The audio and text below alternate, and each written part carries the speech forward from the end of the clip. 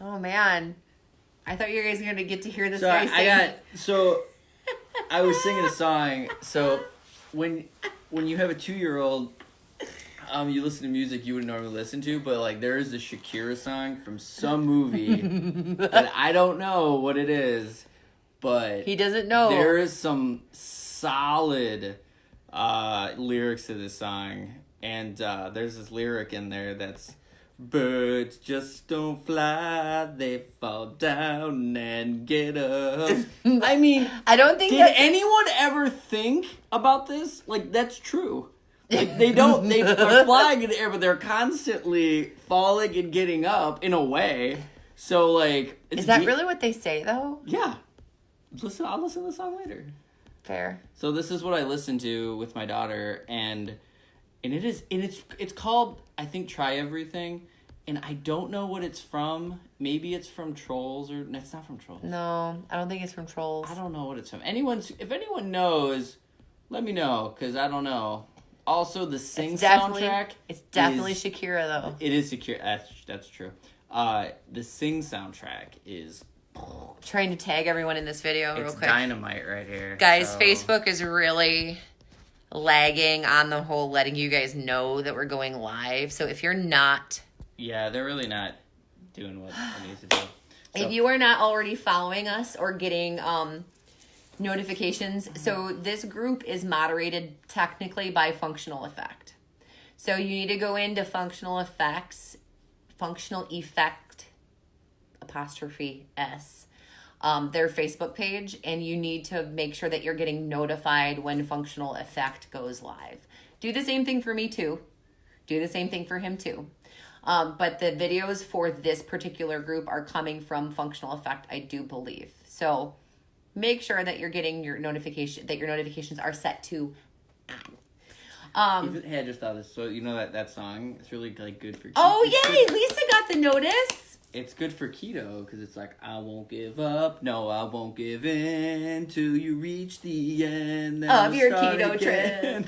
See, so like really, are you guys? This song was meant for this challenge. You guys know that we're a little weird, right? Yeah. You're aware of this? If you're aware that we're a little left of center, throw us an emoji or 12. Keto. Keto. So today's day 16, right? Day 16? 16. How are you doing? How are you doing? Personally speaking, how are you doing with the keto challenge? It may not be perfect. It may not look 100% spot on. That's okay. That's not what we're here to do. We're here to teach you about keto. We're here to give you the tools necessary to make changes to your diet, and you may not nail it this time around. You may be dabbling right now. You may just be dipping your toe into the keto pool. That's okay. Maybe you're just making some changes. Maybe you're starting doing a little intermittent fasting. Right. Maybe you just started with like, hey, I'm just going to do a little bulletproof coffee. Just change some things up, and that's totally cool. You maybe get rid of creamer. Maybe you're not having so much dairy in your life. Right. But those small changes add up to something really big in the long run. So, if you are here, hello. Let's see who's here. Lisa is here. Lisa. Hello, Lisa. Let's see who else. Hi, Manali.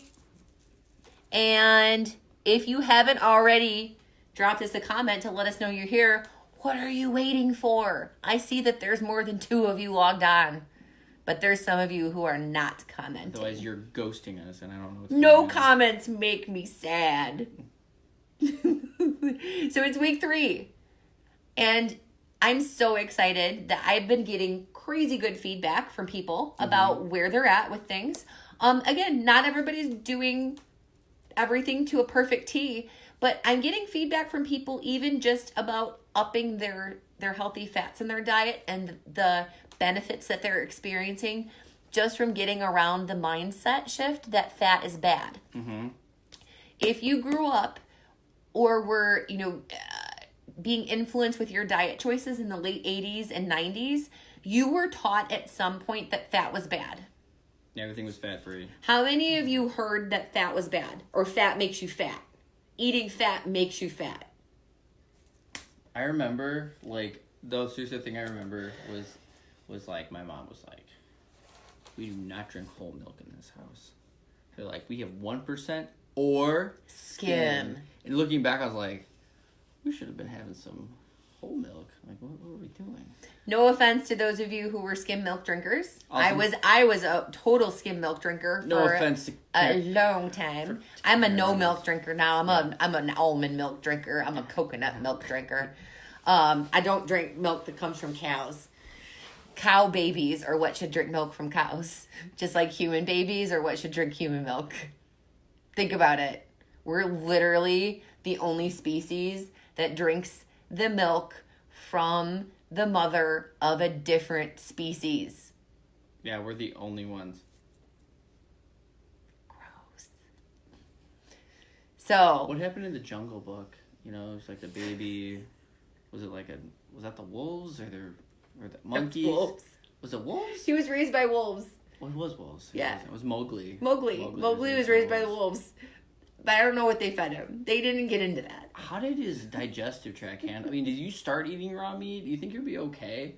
These are the things I think about when watching movies. I'm like, this is logistically. He's like, nutritionally, this makes no sense. No, it was like, how did, like, I mean, you could be good. I mean, like, he was probably keto quite often. Honestly thinking about this. His intermittent fasting windows had to have been spot Good. on. Yeah. Like, he was doing some serious fasting.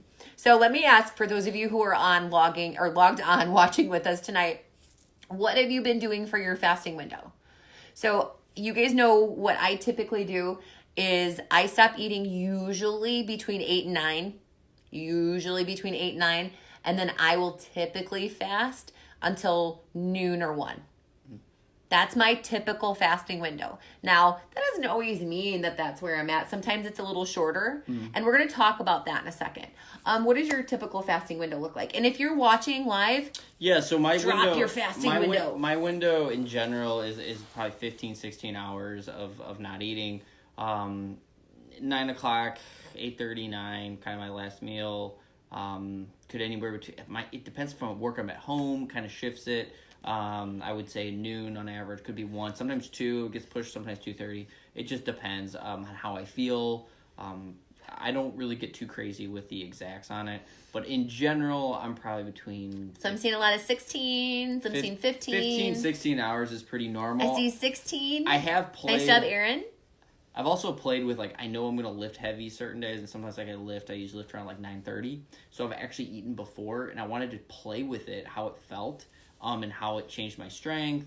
Did I feel better? Did I have more in the tank? And I think there is some advantage to it. If I'm really going to push a really hard workout in there, I don't always do that. And what's one of the things we talked about in the keto program is that our focus in this 28 days isn't how intensely you can work out. It's actually more than likely, because our focus is on being in keto, our focus is on you truly listening to your body and potentially peeling back on the intensity that you typically have with your workouts. And here's why. When your body's shifting from being a sugar burner to a fat burner, you may not feel the best. And we also had a question about what do you do if you're sluggish. This point, this 2-week, 3-week mark, is oftentimes where we see people transitioning from being sugar burners to fat burners and truly getting into ketosis. You can have ketones in your blood and not truly be in ketosis, like deep in ketosis where you're experiencing a bit of the detoxing effect. That doesn't happen for several weeks. So if you're experiencing a little bit of sluggishness, a little bit of lethargy, a little bit of unexplained tiredness that you normally don't experience, you feel a little woozy, you feel a little dizzy, you feel a little flu-like, that's a pretty good indicator that, 1, that you're in ketosis, 2, that you might be experiencing a little bit of a detox effect or the detox flu. Yeah, and if you're really new to this, I think your body is not, like, has never done it before. Very much so. And your body's going to struggle. Now, I've done this multiple times in my life. I'm a little more seasoned with this. So I have a better feeling of what I know I'm capable of. What does a gym workout look? I definitely, like, I can go pretty nuts sometimes in the gym, but I've definitely peeled back. And so what my peel back is and what other people's is maybe. It's always going to be relative to you. Yeah. It's always going to be. So if you feel like your workouts need to be beast mode, and that's what you're still trying to push yourself to in this season of doing this keto plan, I want you to consider potentially turning down the volume, not the frequency. You can keep your frequency the same. If you like to work out 4 days a week, work out 4 days a week, but turn that volume down just a little bit. Because if you feel worse coming out of your workout than you did going into it, that's not a good sign. That's not good. And I'm definitely a fan of the 4 day a week workout. Is for most people, that's we find to be a sweet spot. If you're the person who's doing 6 days a week, 7 days a week, working out intensely, there's going to be consequences. No matter how you're eating. No matter how you're eating, there's consequences. Then you throw keto into it, something that's new. That's even more stressful upon your system. So you could have adverse side effects. And I'm not saying, like, if you're, like, working out is all relative. So some people work out as actually walking because they're so detrained. But for me, most of those type of activities I would call need, or it's non-exercise activity time. It's going for a walk, it's doing things, it's being active. But I'm talking about getting after it, getting your heart rate up, getting it back down, lifting some heavy weights. So that's the kind of thing that we want to see you doing 4 days a week, 3 to 4 days a week. 3 to 4 days a week is a sweet spot. Going out for a walk is what we would consider that active time. Yeah, it's just being active. So we're not saying sit on your butt all day for the other 3 days a week. Yeah. We're saying be active, but don't push yourself to your physical limitations. And during the workouts that you are doing, these aren't going to be workouts where you're setting personal records or achieving personal best lifts, because your body is shifting its fuel source. And there's going to be maybe a workout or two where you just don't feel like you're as strong. Yeah. And that's okay. I talk to most people and they'll say mentally, they get to a certain point and they're like, mentally they feel amazing, but then their exhaustion point gets a little closer. It's easier to get to that point that they're feeling tired with their body, and your body takes a while to adapt to that. But mentally, you may feel like you're like, I could do more. I could totally do it. But you're listening to your body and you're going, maybe I need to peel it back a little bit, and that's being mindful of what's going on. So if you're really struggling before you work out and you're really having a hard time and you do want to maintain the fasting window that you have, one thing that you can do to circumvent the way that you feel and circumvent some of those icky feelings would be utilizing electrolytes and or exogenous ketones prior to your workout, about 30 to 45 minutes before. So using an electrolyte drink and exogenous ketones is going to provide your body with an energy source that it can utilize during that training session to maybe help you not feel quite so drained. Mm-hmm. So with that said, another question that I had from one of our participants was about breaking the fast. So what do you do? The question was, if I work out in the morning and I'm fasting until lunchtime, do I break my fast with the super shake? And so the answer to that is maybe. Now, we have typically in the past recommended that you follow up your workout immediately with a protein shake. And that's typically what we've always recommended. The thing that we're starting to learn, or the thing that we have been learning and slowly trickling out to our clientele, is that it doesn't necessarily have to be a shake post-workout, but making sure that you're getting adequate nutrition throughout your whole day is really what's most important. Not finding a special window of time after your workout. Are there windows where your body will maximize the absorption of certain things? Yes.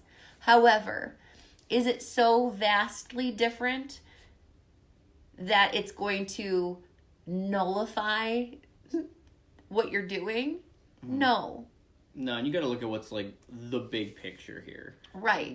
Are you putting quality foods in your body? Correct. Are you eating the way you should be eating? So people get kind of crazy and like, I got to get my workout, like my shake in right after my workout. Right. And I got to get my carbs, or I got to get my fat. And we've or been I gotta those get this. people. I've been those people. I have been that person. We've been those people. And in reality, like, that doesn't matter. Like, if I was an elite athlete, like, this was my job, this is how I made money.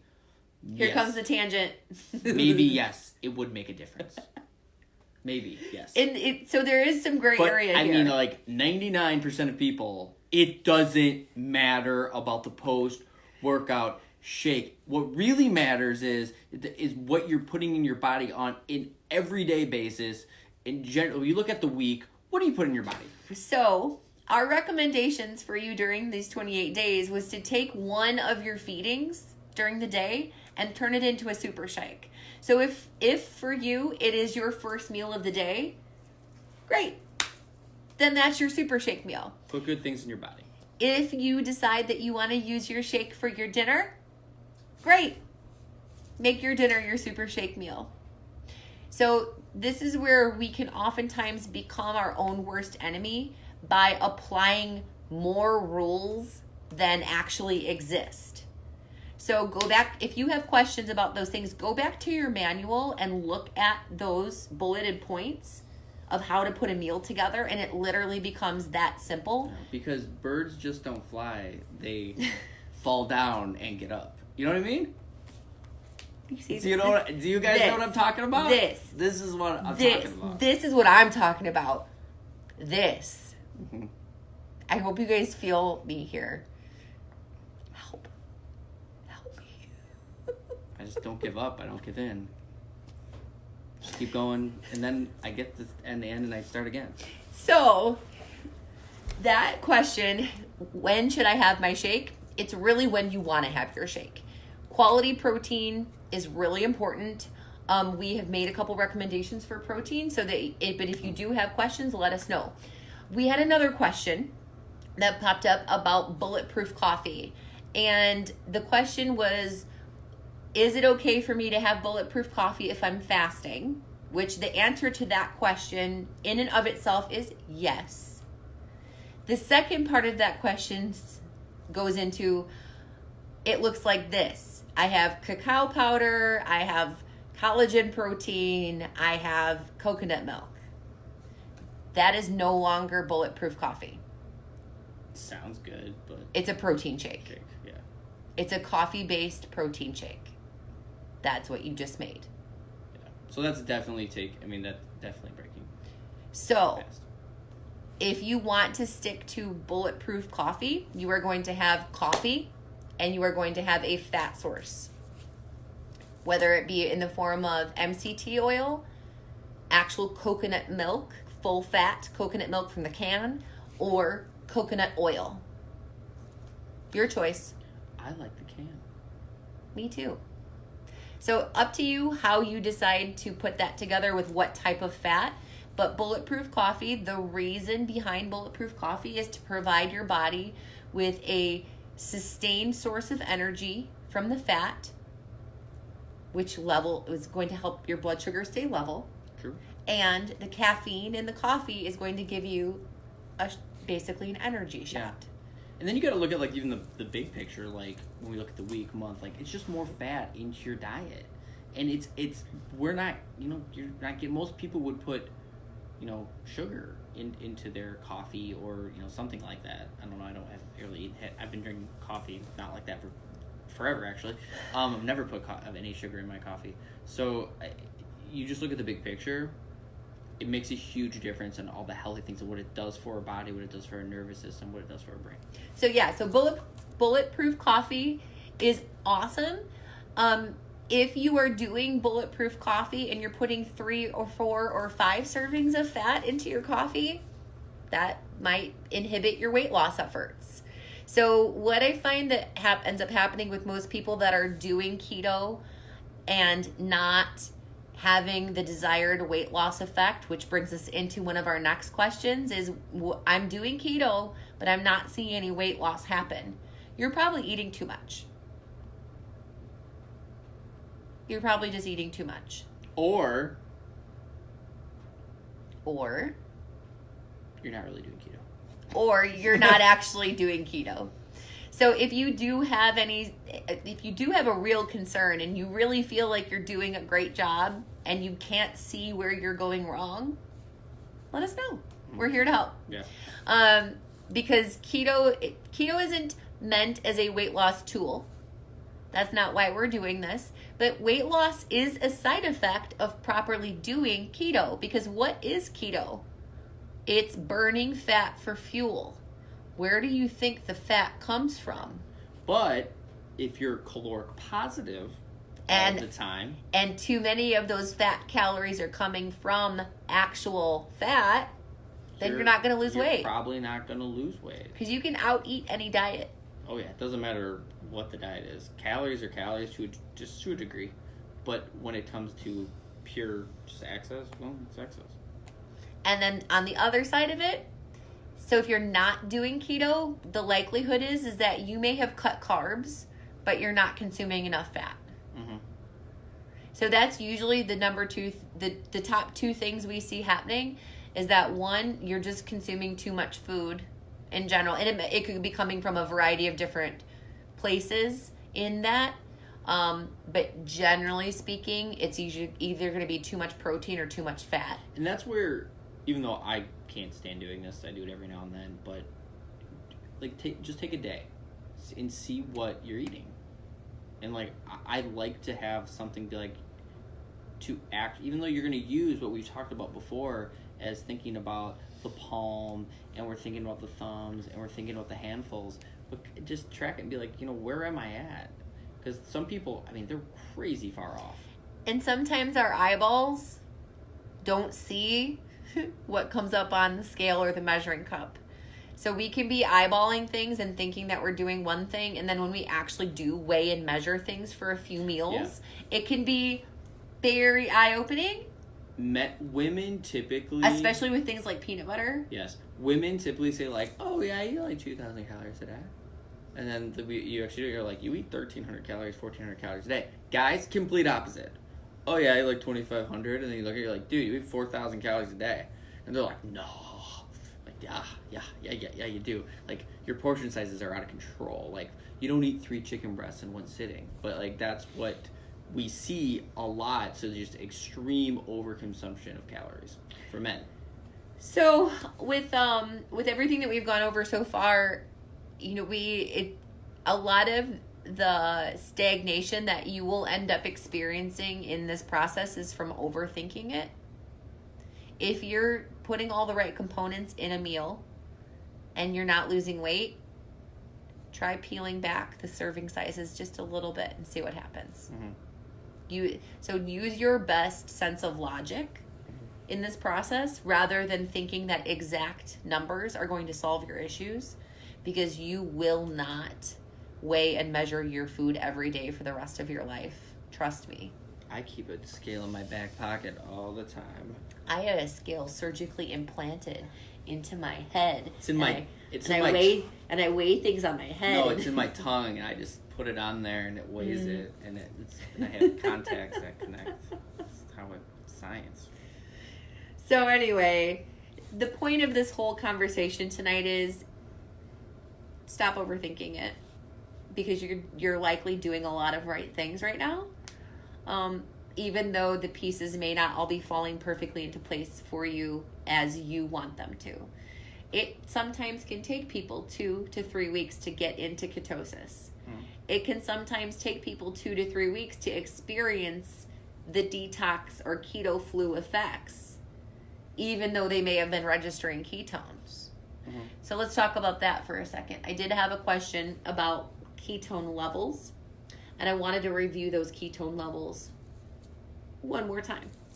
So if we're talking about mild nutritional ketosis, if you are testing on your Keto Mojo, if you are registering between a 0.5 and a 1.5, you are in mild nutritional ketosis. That's awesome.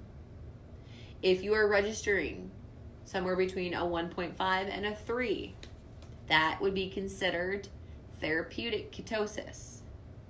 It's awesome. Is one better than the other? No. Would one be better than the other in certain circumstances? Yes. And here is a reminder of what that would be. If you are someone who is using ketosis to work on treating the symptoms of a chronic disease, then you want your ketone levels to be somewhere between a 1.5 and a 3. Mm-hmm. If you are doing keto to do keto because it's cool and it rhymes with Cheeto, you can be anywhere. You could be 0.5, you could be 0.8, you could be 1. You are still in ketosis.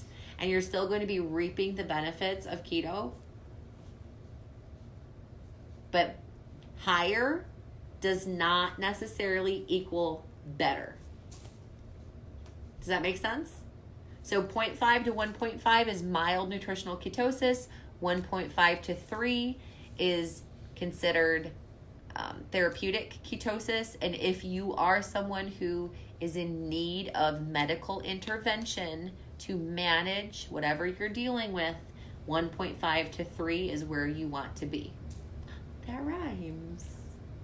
1.5 to 3 is where you want to be. I would do keto. So if you have neuropathy or epilepsy.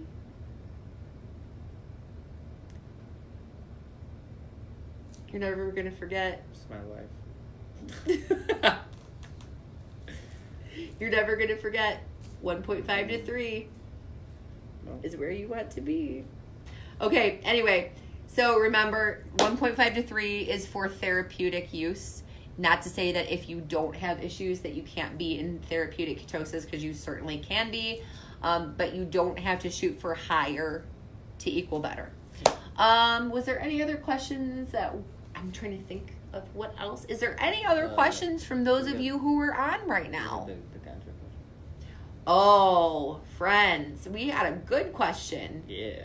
This is actually a very interesting question. So, if you have children in the room, this is where they would plug their ears or leave or go to bed. This is your 30-second warning. But in a year, it might be okay. In a year, it might be okay to talk about this. So, I'll wait a second here.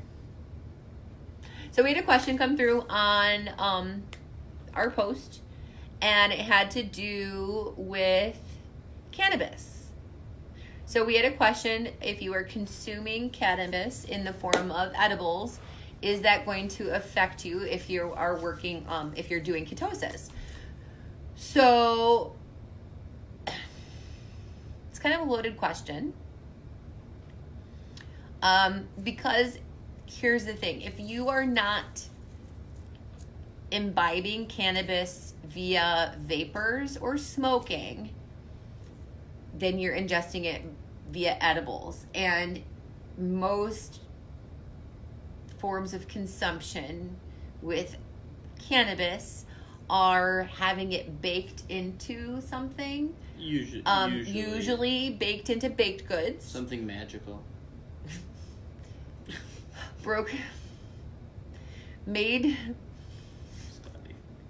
Cooked into butter.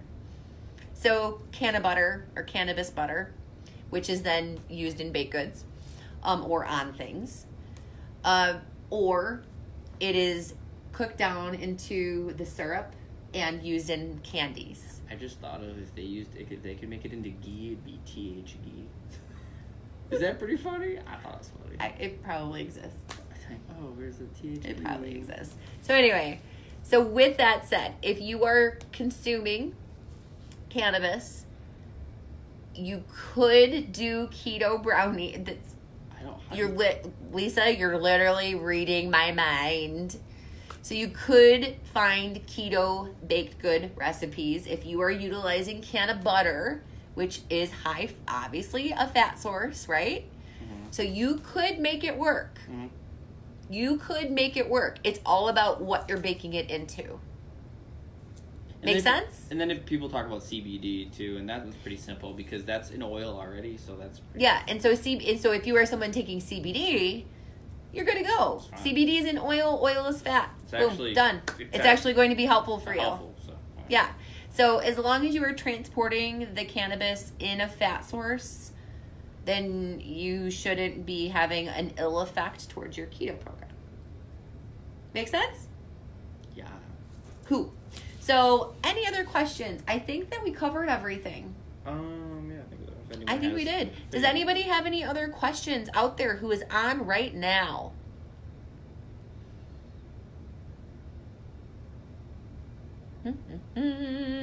Anybody? Anybody want to hear us sing another song?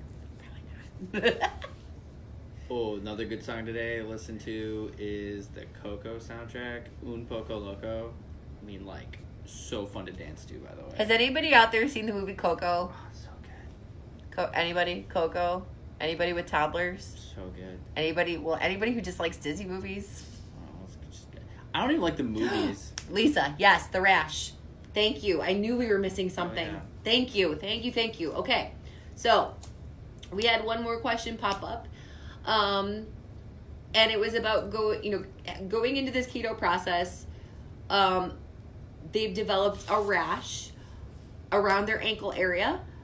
And also having cravings for cheese and corn, not in that particular order. So, if we reverse engineer that, corn and cheese cravings would both be cravings for what? Sugar. Mm-hmm. Yeah. Right? Yeah. Because both of those things break down into sugar. So your physical body, physiologically, you don't crave specific things.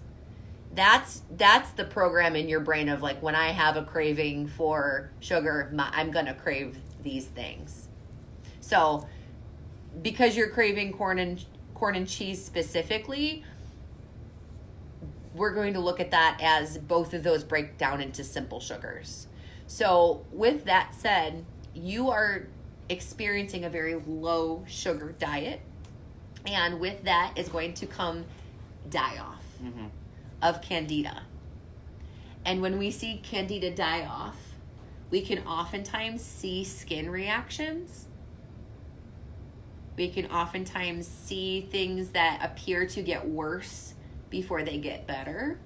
It can also be an indicator that you may need to explore your gut candida a little further after this process, after these 28 days. So it tells me, like, with your gut flora, right? Like, it could be very imbalanced, and candida could be a part of it. You could also think yeast is a possibility. Just so like a dysbiosis is in there, and that would be and you got to think like everything's based on like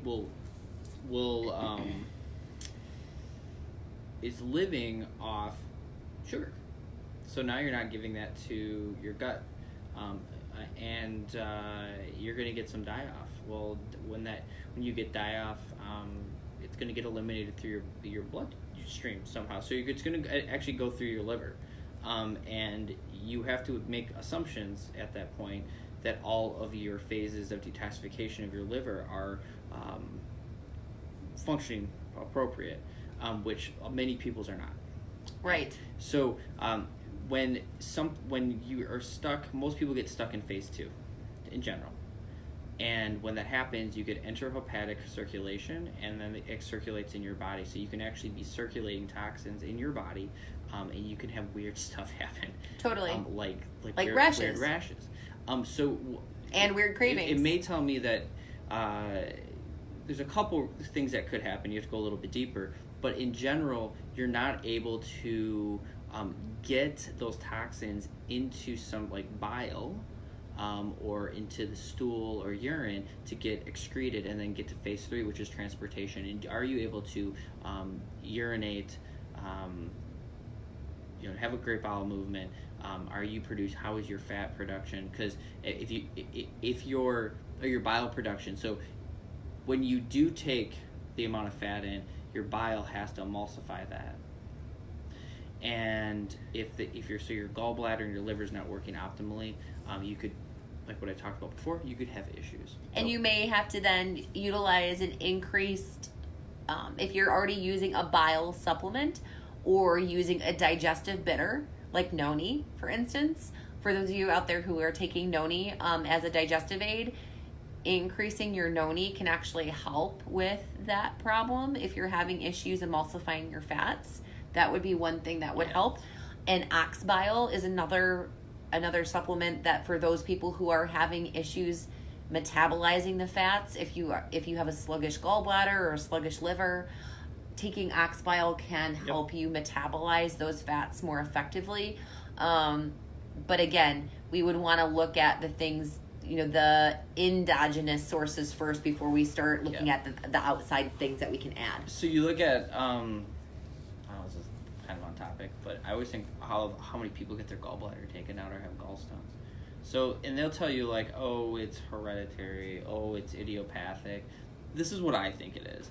I think because we've been conditioned to a diet that's so high carbohydrate, I think our bile production and with our liver and the way it works and actually contracts is really poor. And so I think we get like a stagnated gallbladder. And also if someone's more than likely, if they're eating that type of diet, it's very acidic. So the likelihood to have stones, pain, issues, black duck, really, really, really high. And you see it more. You see it in more women, but it is in men too. So you can survive without a gallbladder, and I bet there's people here who don't have one. But it kind of is important to have, especially with eating well and eating healthy fats. Helps emulsify it. Helps absorb it into our system so we can have plenty of good vitamins and minerals in our body. But for those people who are without a gallbladder in this group, that's where utilizing bile supplementation and approaching this very slowly are both things that more than likely need to happen, especially the approaching it slowly part. That can be the game changer for most people because you just need to give your body time to adapt. And you won't be able to go into this as quickly as a person who has a gallbladder and a fully functioning liver. Because more likely the effects of not having a gallbladder and eating a significant amount more fat than you were before is steatorrhea. So when you go to the bathroom, you're going to see an oily substance. If on the surface, it's going to be like foamy and oily. If you go to the bathroom and it looks like a mirage, that's steatorrhea. So you're not able to absorb that into your system, and it's coming right out. So if you notice that, talk to us. Yeah. Let us know, and we will help direct you to what needs to happen next. Yeah, so just remember, like, this is a group that we're very generalized with the way that we go about this, but there are people who want to, maybe need a little more therapy, a therapeutic approach, and that's when you can reach out to us so we can help you with that. And you may want to stick with this for longer than 28 days. You may be someone who wants to explore what a couple months of keto looks like. We're here to help. This is a learn by doing program, so our goal here is to teach you the tools and then for you to take those tools and run with them, because I have had a lot of people ask me already, what is it going to look like after the 28 days are over? And I will tell you that our everyday diet shouldn't be too far off from this. There may be some carbs added back in, but generally speaking, our activity level does not require high carbohydrate diets. Our activity level, you want to know what percentage of the population gets the recommended 30 minutes of active time? I'm not even talking workouts, people. Do you want to know what percentage of the American population gets 30 minutes of active time a day? I'm waiting.